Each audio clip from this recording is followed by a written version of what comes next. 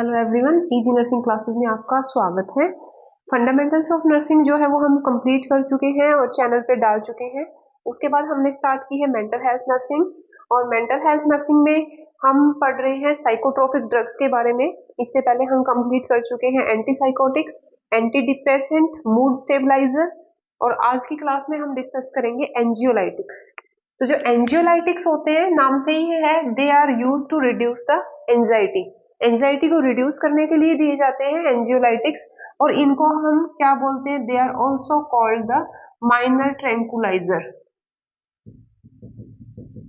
Minor tranquilliser भी इनको बोला जाता है। कई बार क्वेश्चन पूछते हैं माइनर ट्रैंकुलाइजर किसे बोलते हैं, तो anxiolytics are called the minor tranquilizer. Tranquilizers means इनका सिडेटिव इफेक्ट होता है, इसीलिए माइनर ट्रैंकुलाइजर बोलते हैं। फिर हम बात करें क्लासिफिकेशन की, तो जो एंजियोलाइटिक्स होते हैं इनको मेनली हम 3 क्लासेस में डिवाइड करते हैं, barbiturates, non barbiturates and the benzodiazepines. जो नॉन बार्बिट्यूरेट्स होते हैं इनको नॉन बेंजोडाइजिपिन्स भी हम बोलते हैं। तो बार्बिट्यूरेट्स में हमारी जो मेडिसिन आती है, जो ड्रग आती है बार्बिट्यूरेट्स में, दैट इज फिनोबार्बिटोल एंड द थियोपेंटोल। तो 2 ड्रग्स आती है मेनली, फिनोबार्बिटोल एंड द थियोपेंटोल। उसके बाद नॉन बार्बिट्यूरेट्स या नॉन बेंजोडाइजिपिन भी हम इनको बोलते हैं।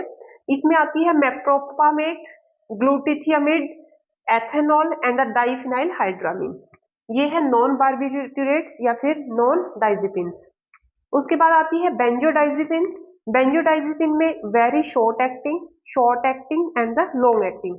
इसको हम फिर से 3 कैटेगरीज में डिवाइड करते हैं बेंजोडाइजिपिन को, very short acting and the long acting. जो वेरी शॉर्ट एक्टिंग है इसमें हमारी ड्रग्स आती है मिडाजोलाम एंड ट्राइजोलाम।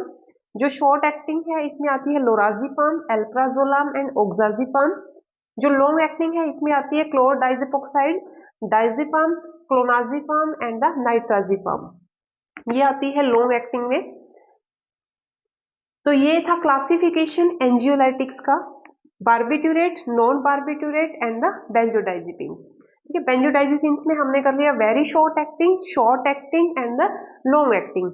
फिर हम बात करते हैं मैकेनिज्म ऑफ एक्शंस की, कि ये जो एंजियोलाइटिक्स होती है काम कैसे करती है, कहाँ पे एक्शन करती है। तो मैकेनिज्म ऑफ एक्शन अगर हम देखें तो ये क्या करती है, दे बाइंड गाबा रिसेप्टर्स को बाइंड कर देती है। GABA is a neurotransmitter. GABA amino butyric acid भी बोलते हैं हम, गाबा की फुल फॉर्म होती है GABA, that is gamma amino butyric acid.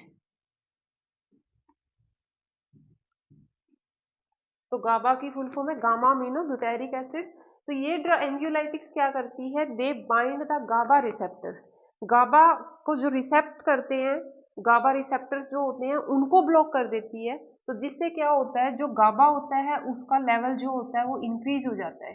They increase the level of गाबा। और जब गाबा का लेवल इंक्रीज होता है, it act on the CNS, ये सीएनएस के ऊपर एक्ट करता है, and it reduce the anxiety को रिड्यूस करता है, and it cause the sedation. तो ये इसका मैकेनिज्म ऑफ एक्शन है। सिंपली आपने बताना है कि एंजियोलाइटिक्स, दे bind the gamma receptor and they increase the level of Gauba. They bind the GABA receptor and increase the level of GABA, and this increase level of GABA that act on the CNS, central nervous system पे act करेगा जो GABA का level बढ़ा हुआ है, and it reduce the level of anxiety. तो बहुत ही simple way में लिखना है आपने मैकेनिज्म ऑफ एक्शन। उसके बाद इंडिकेशंस की बात करें कि जो एंजियोलाइटिक्स है वो किस किस को हम देते हैं, तो एंजाइटी डिसऑर्डर में देते हैं, पेशेंट को एंजाइटी डिसऑर्डर है। इंसोम्निया, नींद नहीं आ रही है, डिप्रेशन के पेशेंट को देते हैं। पैनिक एंजाइटी डिसऑर्डर है, एकदम से पैनिक अटैक आ रहा है। ऑब्सेसिव कंपल्सिव डिसऑर्डर है, ओसीडी है, उस केस में भी कई बार देते हैं एंजियोलाइटिक्स। पीटीएसडी है, पोस्ट ट्रॉमेटिक स्ट्रेस डिसऑर्डर है, उस केसेस में देते हैं। या फिर बाइपोलर डिसऑर्डर में भी कई बार जो एंजियोलाइटिक है या एंटी एंजाइटी ड्रग्स हैं वो प्रिस्क्राइब की जाती है अगर पेशेंट को बाइपोलर डिसऑर्डर है। कई बार अल्कोहल विड्रॉल सिम्टम्स आते हैं, उनके लिए भी एंटी एंजाइटी जो है वो कई बार प्रिस्क्राइब की जाती है। अगर पेशेंट अल्कोहल ले रहा है और उसने छोड़ दी है तो जो विड्रॉल सिम्टम्स है उनको रिड्यूस करने के लिए भी एंटी एंजाइटी ड्रग्स जो है वो दी जाती है। उसके बाद हम बात करते हैं साइड इफेक्ट्स की। साइड इफेक्ट्स क्या क्या है? तो सबसे मेन जो साइड इफेक्ट होता है एंटी एंजाइटी का या एंजियोलाइटिक्स का, दैट इज द सिडेशन। ये सिडेशन कॉज करती है। इसके अलावा नोजिया कॉज करेगी, वॉमिटिंग, वीकनेस, वर्टाइगो, सिर में चक्कर आता है, सिर घूमता है, और diarrhoea, epigastric pain, sedation, dry mouth, and it cause the withdrawal symptoms. These are the side effect of anti anxiety drugs. उसके बाद आता है कि नर्सेज रोल क्या है। अगर कोई पेशेंट एंजियोलाइटिक्स ले रहा है, एंटी एंजाइटी पे है, तो हमें किन किन चीज़ों का ध्यान रखना है? तो इसमें सबसे पहले तो हम क्या करेंगे, जो पेशेंट है उसको साइड इफेक्ट्स के बारे में बताएंगे कि इनके जो साइड इफेक्ट्स होते हैं, ये सारे के सारे साइड इफेक्ट्स आ सकते हैं। तो ये हम बताएंगे कि ये जो मेडिसिन होती है वो सेडेशन कॉज करती है, तो इसलिए आपने कोई काम ऐसा नहीं करना है जिसमें अलर्टनेस की ज़रूरत है।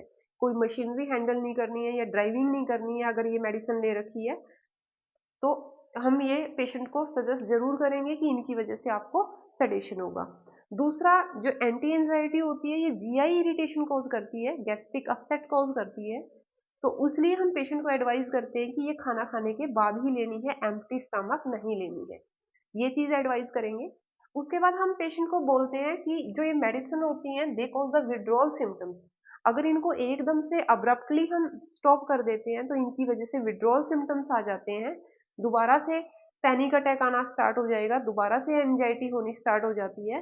तो इसीलिए हम एडवाइज करते हैं कि अब्रप्टली ये मेडिसिन जो है वो स्टॉप नहीं करनी है, इनकी जो डोज है वो धीरे धीरे रिड्यूस करनी है और फिर ये बंद करनी है। तो पेशेंट को एडवाइज करेंगे कि एकदम से अब्रप्टली स्टॉप नहीं करनी है। इसके बाद हम पेशेंट को एडवाइज करते हैं कि अगर कोई पेशेंट ये मेडिसिन ले रहा है एंटी एंजाइटी, तो साथ में कोई भी सीएनएस डिप्रेसेंट नहीं लेना है। कोई भी सीएनएस डिप्रेशन नहीं लेना है, जैसे कि अल्कोहल। अगर ये मेडिसिन कोई पेशेंट ले रहा है तो साथ में उसको अल्कोहल नहीं लेना है, क्योंकि जो अल्कोहल होता है that also cause the CNS depression.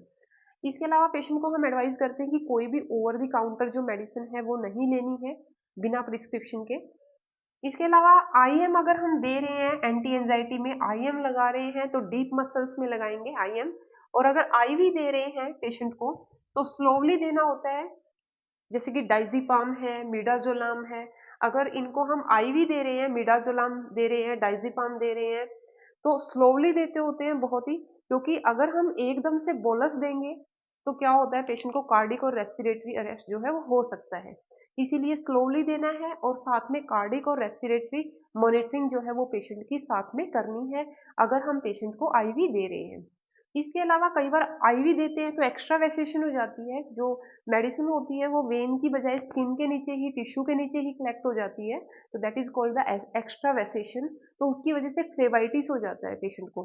तो इस चीज का भी हमें ध्यान रखना है कि आईवी लाइन प्रॉपरली सिक्योर है या नहीं है, उसे चेक करने के बाद ही जो मेडिसिन है वो हम पेशेंट को देंगे। ठीक है, तो ये था रिस्पॉन्सिबिलिटी। अगर किसी पेशेंट को हम एंटी एंजाइटी दे रहे हैं तो उसको हमने क्या क्या बताना है, किन किन चीज़ों का हमने ध्यान रखना है। तो ये था हमारा एंजियोलाइटिक्स के बारे में। तो हमारी जो मेडिसिन है मेंटल हेल्थ नर्सिंग की वो कंप्लीट हो चुकी है। मेनली यही कैटेगरी आती है इसमें, एंटी साइकोटिक्स हमने कर ली है, उसके बाद एंटी डिप्रेसेंट हमारी हो चुकी है, एंटी मैनिक और मूड स्टेबलाइजर हमने कर ली है, एंजियोलाइटिक्स हो चुकी है। ठीक है, तो ज़्यादा से ज़्यादा क्लासेस को लाइक कीजिए, सब्सक्राइब कीजिए। Thank you so much.